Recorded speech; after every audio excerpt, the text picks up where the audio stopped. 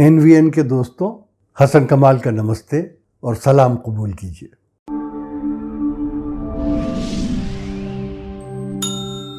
दो अहम बातें हैं जो आपसे शेयर करने को जी चाहता है, जिसके बारे में शायद आप भी सुनना पसंद करेंगे। एक है लॉकडाउन और दूसरा है 20 लाख करोड़ का रिलीफ पैकेज, राहती पैकेज, जिसका हमारे प्रधान सेवक ने 2-3 दिन पहले ऐलान किया।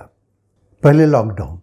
दोस्तों, 24 मार्च को जब प्रधान सेवक ने 21 दिन का लॉकडाउन का ऐलान किया था, तो ये कह कर किया था कि हमने महाभारत का युद्ध 18 दिनों में जीता था और कोरोना के खिलाफ युद्ध हम 21 दिन में जीत लेंगे। लॉकडाउन 54 दिन तक चला, यानी हमने महाभारत के 3 युद्ध लड़ लिए।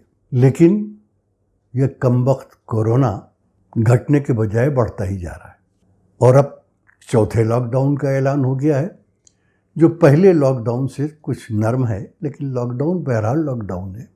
अहम बात यह है कि देखिए, हमारे प्राइम मिनिस्टर ने लॉकडाउन का ऐलान किया, हमने ये जानते हुए भी कि ये लॉकडाउन जो कहा जा रहा है ये बहुत सीमित है, बहुत महदूद है, बहुत कम लोगों तक ये लॉकडाउन असर करेगा। वजह उसकी ये है कि हिंदुस्तान जैसे कंट्री में, जहाँ 1 अरब 30 करोड़ की आबादी है, तो जहाँ पर लोअर मिडिल क्लास भी जॉइंट फैमिली में रहते हैं, एक घर में 4-4, 5-5 लोग रहते हैं, जहाँ उससे नीचे चले जाइए तो एक एक कमरे में 10-10, 12-12 लोग रहते हैं।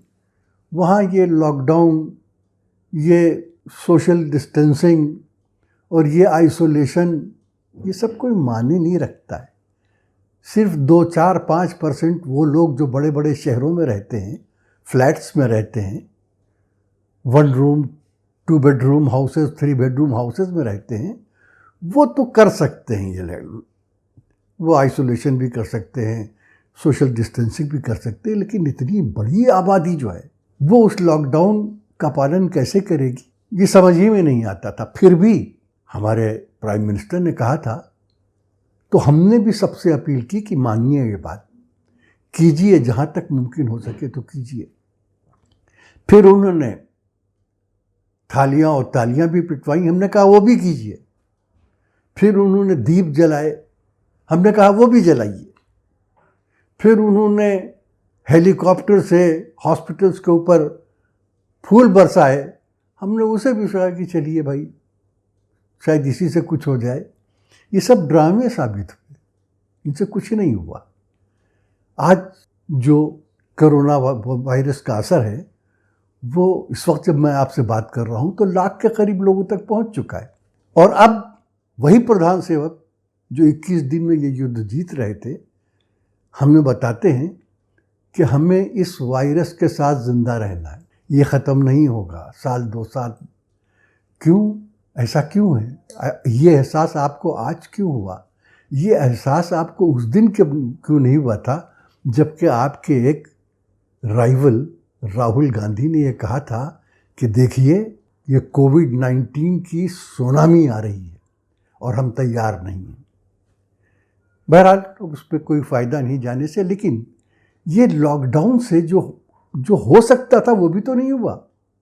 इस लॉकडाउन ने आपको इतना मौका दिया था कि आप कोरोना से लड़ने के लिए हॉस्पिटल्स को तैयार कर लेते, तमाम दूसरी तैयारियां कर लेते, मरीज़ों के लिए बेड्स की तैयारियां कर लेते, तो कुछ भी नहीं हुआ। और हम जानते हैं कि हमें कोरोना के साथ रहना है।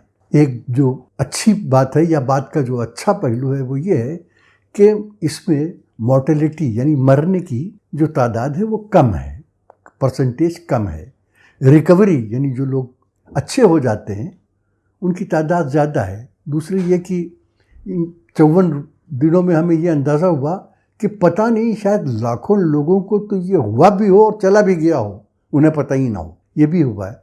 तो अब हमें ये देखना है कि देखिए, आज तक कोई वायरस ख़त्म नहीं हुआ, इन्फ्लुएंजा ख़त्म नहीं हुआ, चेचक ख़त्म नहीं हुई, मलेरिया ख़त्म नहीं हुई, एड्स ख़त्म नहीं हुई। ये आया है, ये भी ख़त्म नहीं होगा। बाकी सबके साथ हमने रहना सीख लिया, इसके साथ भी हमें रहना सीखना होगा। और जो लॉकडाउन हुआ उससे कोरोना के का असर कम नहीं हुआ, लेकिन उससे हमारी इकोनॉमी बिल्कुल तबाह हो गई।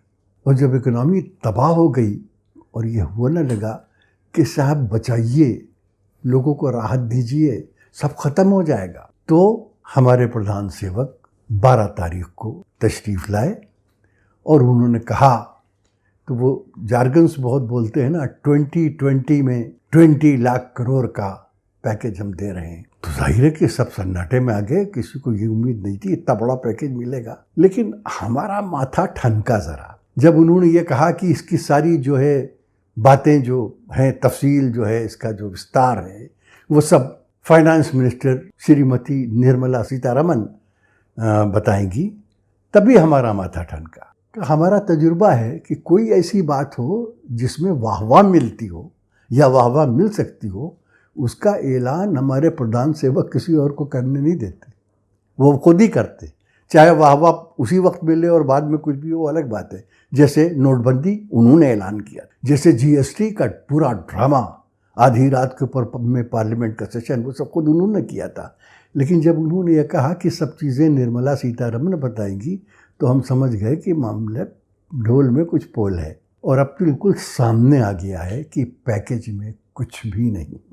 एक बहुत सीधी सी बात है, पैकेज उसी वक्त कामयाब कोई हो सकता है कि जब बिल्कुल नीचे खड़े हुए आदमी के हाथ में पैसा हो, नकदी आए। नकदी आएगी तो वो चीज़ खरीदेगा, चाहे लंगोटी ही खरीदे, लेकिन खरीदेगा। खरीदेगा तो उसकी डिमांड बढ़ेगी, डिमांड बढ़ेगी तो सप्लाई होगी, सप्लाई होगी तो पैसा जो है वो गर्दिश में आएगा, सर्कुलेशन में आएगा।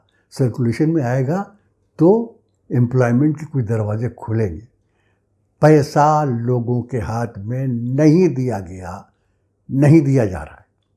अब इकोनॉमिक एक्सपर्ट कहते हैं सारा अपना जितने भी जो डाटा का हेर फेर होता है वो सब करके बताते हैं कि नहीं, शायद 3.22 लाख करोड़ का जो है वो कुल पैकेज मिलेगा।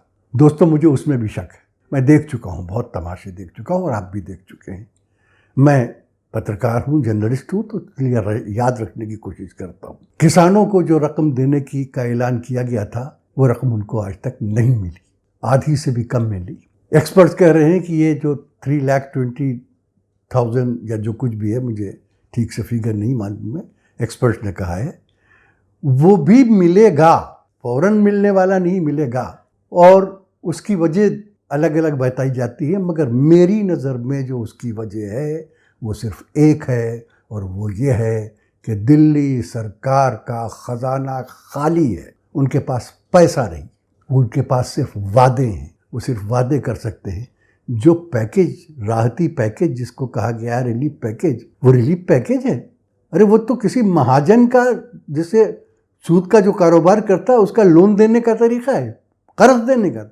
हर चीज़ आप इसमें लोन ले लीजिए, इसमें लोन लीजिए, इसमें लोन लीजिए। लोन से किसको दिलचस्पी है? जो छोटे मझोले जो उद्योग हैं, सनतें हैं, जो इंडस्ट्रीज़ हैं, वो ये कह रही हैं कि हुजूर, अगर कुछ और नहीं तो हमने जो पहले से कर्ज ले रखा है वो कर्ज ही माफ़ कर दीजिए, उसका जो हम इंटरेस्ट भर रहे हैं वो इंटरेस्ट ही माफ़ कर दीजिए, वो इंटरेस्ट डिले कर दीजिए, डिफ़र कर दीजिए, तो कम से कम हमारे हाथ में कुछ नकदी तो आएगी।